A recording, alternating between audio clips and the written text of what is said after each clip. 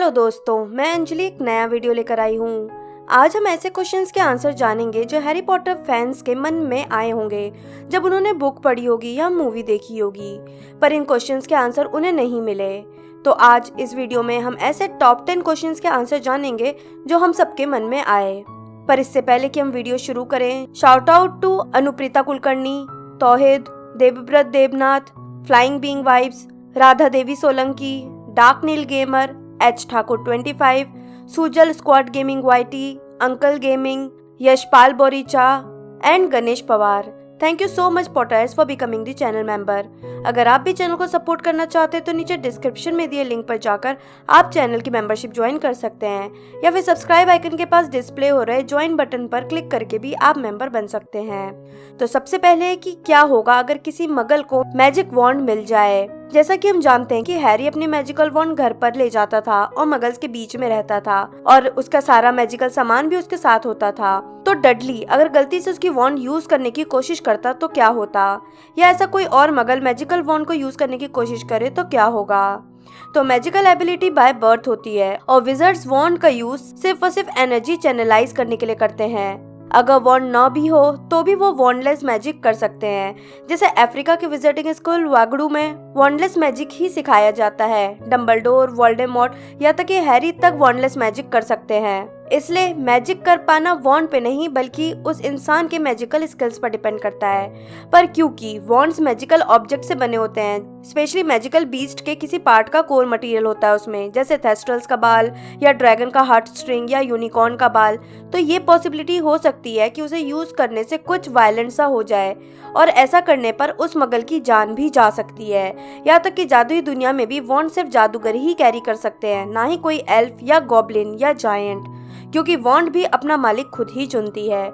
इसलिए अगर कोई मगल कभी गलती से कोई वॉन्ड ले ले और उसका यूज करने की कोशिश करे और उसमें अगर जरा सी भी मैजिकल स्किल हुई तो वॉन्ड से कुछ बहुत ही वायलेंट सा जादू बाहर आ सकता है। नेक्स्ट है कि हॉगवर्ट्स की फीस कितनी है और उसमें टीचर्स को सैलरी कौन देता है। ये सवाल कई बार सबके मन में आया, खासकर तब जब पता हो कि बच्चों की बुक्स, रोब्स और बाकी स्कूल के सामान काफी महंगे आते हैं। तो टॉम रिडल या वीजलीज जिनके इतने सारे बच्चे होते हैं वो फीस कैसे भरते थे।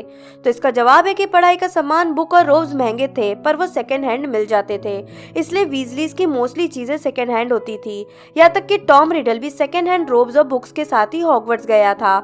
वो भी पैसे डम्बलडोर ने उसे दिए थे, क्योंकि डम्बलडोर ने कहा था कि ऐसे बच्चों के लिए स्पेशल चैरिटी फंड है हॉगवर्ट्स में। और जहाँ तक बात है कि हॉगवर्ट्स में ट्यूशन फी कितनी होती थी, तो इसका जवाब है कि हॉगवर्ट्स में कोई भी ट्यूशन फी नहीं होती थी और ना ही कोई बोर्डिंग चार्जेस होते थे। बच्चों की एजुकेशन मिनिस्ट्री की नजरों में बहुत इंपॉर्टेंट थी, क्योंकि इससे न सिर्फ वो जादू करना सीखते थे बल्कि कंट्रोल करना भी, जो कि बहुत ही ज्यादा इंपॉर्टेंट होता है उस इंसान के खुद के लिए भी और उसके आसपास के लोगों के लिए भी। इसलिए पैसे के कारण कोई पढ़ाई न कर पाए, मिनिस्ट्री को ये नहीं चाहिए था और हर बच्चे की पढ़ाई का सारा खर्चा मैजिकल मिनिस्ट्री खुद उठाती थी, जिसमें बच्चों के रहने का खर्च, उनके खाने पीने का खर्च या तक कि टीचर्स को सैलरी देना तक शामिल था। साफ सफाई और किचन के कामों के लिए हाउस हेल्प थे जो बिना सैलरी के खुशी खुशी काम करते थे। अगला सवाल इसी से जुड़ा है कि फिर विजार्डिंग वर्ल्ड में करेंसी की जरूरत क्यों थी। करेंसी तो छोड़ो, उन्हें पैसों की ही जरूरत क्यों थी। वो तो जादू से सारे सामान और बाकी आवश्यकता की चीजें भी पूरी कर सकते थे।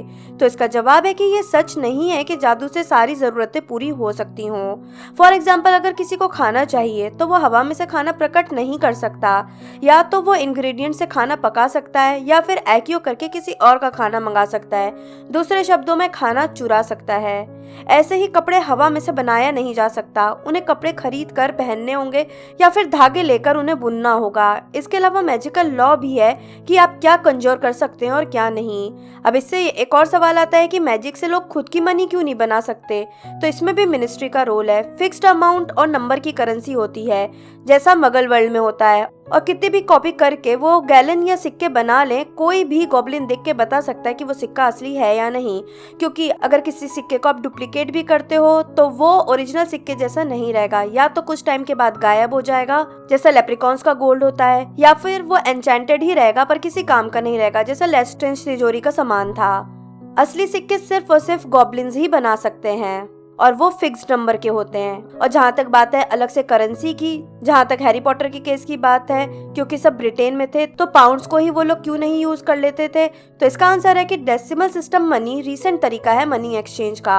और अगर हम इंडिया को ही ले लें तो पहले चांदी के सिक्के, गोल्ड के सिक्के, ब्रॉन्ज के सिक्के चलते थे, अशर्फियां चलती थी, और टाइम के साथ डेसिमल सिस्टम आने के बाद न्यू करेंसी स्टार्ट हुई और पहले का करेंसी एक्सचेंज सिस्टम बंद हो गया। वैसे ही ऑलमोस्ट पूरे वर्ल्ड में था, पर विजार्डिंग वर्ल्ड ने अपनी इकोनॉमी को मेंटेन करने के लिए, ताकि उनका कैश फ्लो मगल वर्ल्ड में ना हो जाए और सब विजर्ड्स मनी लेस ना हो जाए, क्योंकि एक टाइम था जब मगल्स विजर्ड्स और विचेस को मार देते थे तो उनका सारा मनी उनके पास से चला जाता। इसलिए विजार्डिंग वर्ल्ड ने अपनी खुद की करेंसी बनाई, जिसमें उन्होंने सोने के सिक्के यानी गैलन, चांदी के सिक्के यानी सिकल और कांसे के सिक्के यानी नट्स रखे। पर डेसिमल सिस्टम आने के बाद भी उन्होंने अपनी करेंसी चेंज नहीं की और सेम ही कंटिन्यू रहने दी जैसे कि पहले थी। अगला सवाल है कि हॉगवर्ट्स में जो घोस्ट होते हैं वो सभी, जैसा बुक में बताया गया है, कि वो जादूगर है जो आगे नहीं गए, जिन्हें या तो मौत से डर लगता था या उनकी कोई इच्छा अधूरी रह गई थी या फिर उनका इस दुनिया से बहुत ज्यादा लगाव था, इसलिए उन्होंने मूव ऑन नहीं किया और घोस्ट बनकर के ही रह गए। तो क्या वो हमेशा अब घोस्ट बनकर ही रह जाएंगे? और क्या ये सभी दुखी आत्माएं थी या हैप्पी विजर्ड भी घोस्ट बन सकते हैं? तो इसका जवाब है कि जो एक बार घोस्ट बन गया वो अब कभी भी आगे नहीं जा सकता, वो हमेशा हमेशा के लिए घोस्ट ही रहेगा। जिंदगी में विजर्ड को सिर्फ एक बार ही मौका मिलता है कि वो ये चुने कि वो पीछे रहना चाहता है इसी दुनिया में या वो आगे जाना चाहता है। और अगर किसी ने चुन लिया कि वो आगे नहीं जाना चाहता तो फिर वो हमेशा इसी दुनिया में ही रह जाएगा अनंत काल तक के लिए। यही कारण है कि इंटेलिजेंट या हैप्पी जादूगर घोस्ट नहीं बनते, क्योंकि वो मूव ऑन करना ही चुनते हैं। क्योंकि घोस्ट बनकर ना तो उनमें कोई सेंसेस अब वर्क करेंगे जैसे टेस्ट, टच या स्मेल, और ना ही उनकी इंटेलिजेंस बढ़ेगी विद टाइम। जैसे सर निकोलस अब भी उतने ही मेंटल लेवल पर थे जितने वो अपनी मौत के टाइम पर थे, और इस बात पर नाराज थे कि उनके गले पर भोतरी कुल्हाड़ी से वार किया गया और सिरकटों के शिकार में उन्हें शामिल नहीं किया जाता। उनकी इंटेलिजेंस लेवल उस टाइम से अब तक बिल्कुल भी नहीं बढ़ी। मौत जिंदगी के बाद का एक रोचक अभियान है और इसी दुनिया में रहकर वो आगे न जाकर कुछ नहीं देख पाएंगे।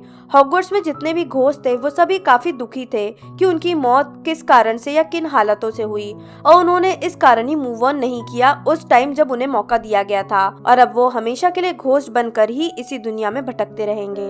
फिफ्थ पर है कि क्या वेरिटासिरम यानी सत्य द्रव काढ़ा फुली एक्यूरेट तरीका है किसी से सच बुलवाने का? तो इसका जवाब है नहीं।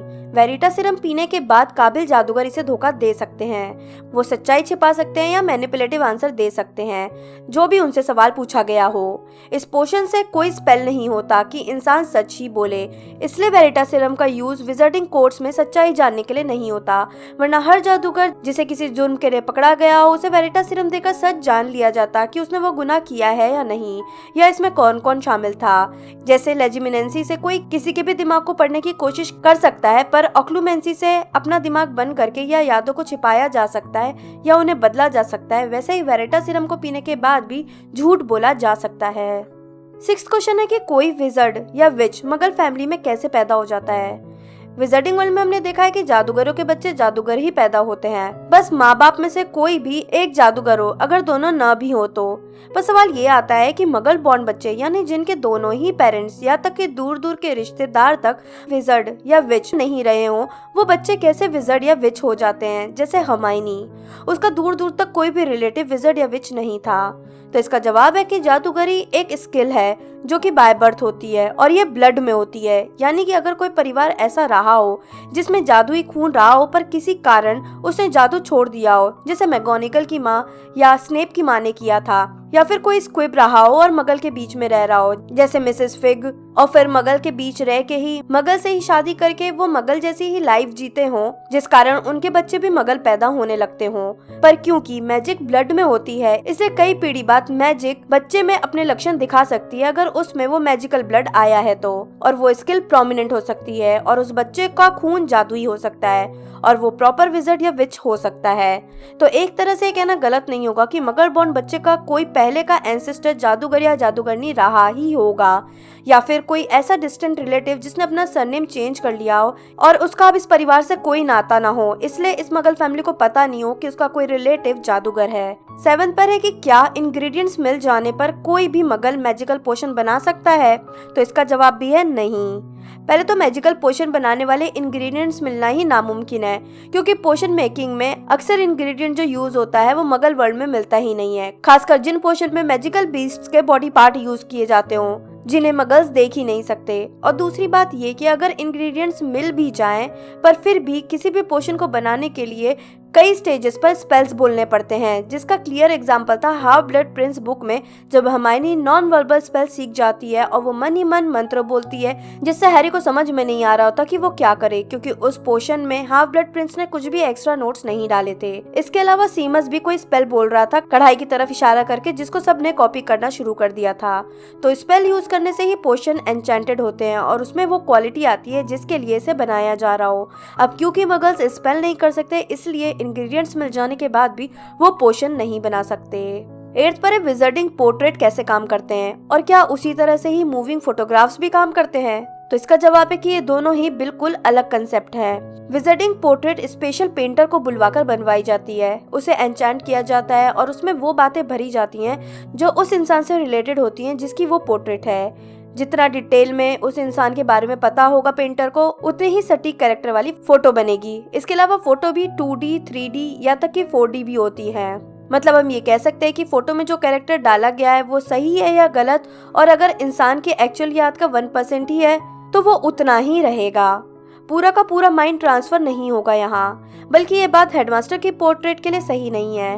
हेडमास्टर बनने पर विजर्ड या विच ऐसे स्पेल से बाउंड हो जाते हैं कि उनके बनने के बाद पोर्ट्रेट ऑफिस में लग जाए, और यहाँ 100% ब्रेन ट्रांसफर की बात होती है, और ये किसी पेंटर को बुलवाकर बनाई गई पोर्ट्रेट नहीं होती है।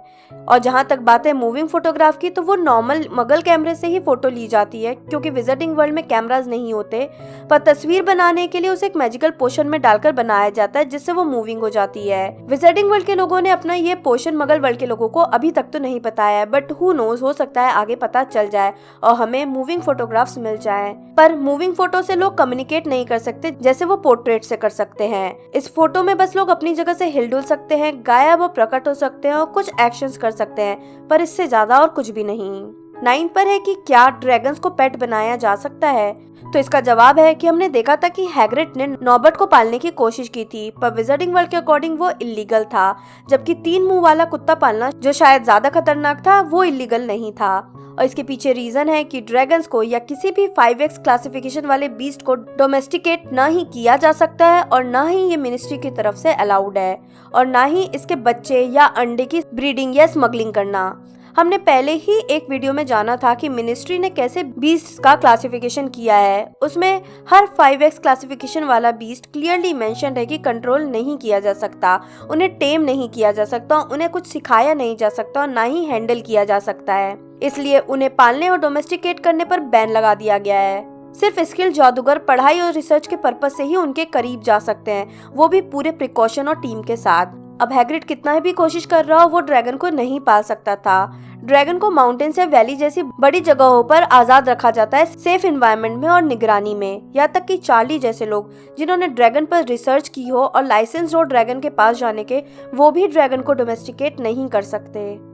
और आखिरी सवाल है कि क्या विजर्ड्स अपने एनिमेगस फॉर्म खुद चूज करते हैं, तो इसका भी जवाब है नहीं। एक तो एनिमेगस बनना आसान नहीं है, ये विजर्डिंग वर्ल्ड के शायद सबसे ज्यादा मुश्किल जादू में से एक है। और एनिमेगस बनने के बाद विजर्ड जिस जानवर या पक्षी या इंसेक्ट का फॉर्म लेगा, ये पूरी तरह से पहली बार ट्रांजिशन होने के बाद ही उसे पता चलेगा, और विजर्ड चाहे भी तो वो ये फॉर्म चेंज नहीं कर सकता। जैसे पेटिग्रू कावर्ड और छिपकर रहने वाले टाइप के इंसानों में से था, इसलिए उसका एनिमेगस फॉर्म एक चूहा था, जबकि सीरियस, लॉयल और ब्रेव था, इसलिए वो डॉग बनता था। यही बात हम मिनर्वा के लिए भी कह सकते हैं कि वो रॉयल और इंडिपेंडेंट थी, इसलिए उनका एनिमेगस फॉर्म कैट थी। मोस्टली केसेस में इंसान का पेट्रोनस जो होता है वही उसका एनिमेगस फॉर्म होता है, जैसा मिनर्वा का एनिमेगस और पेट्रोनस दोनों बिल्ली थी और जेम्स का हिरण। पर यह बात 100% लागू नहीं, क्योंकि लोगों के पेट्रोनस फीलिंग और इमोशन के साथ चेंज हो सकते हैं। पर एनिमेगस फॉर्म एक ही रहता है, क्योंकि बहुत सारे विज़र्ड एनिमेगस नहीं होते, सिर्फ गिने चुने ही हैं, इसलिए इसके बारे में ज़्यादा इन्फॉर्मेशन अवेलेबल नहीं है। तो दोस्तों, ये थे वो टॉप 10 क्वेश्चन जिसके answer as a Harry Potter fan हर कोई जानना चाहता था। आपका क्या सोचना है इस बारे में, मुझे नीचे कमेंट बॉक्स में बताएं। वीडियो को लाइक और शेयर करना बिल्कुल ना भूलें। मैं जल्दी ही नई वीडियो के साथ वापस आऊंगी, तब तक के लिए बाय बाय।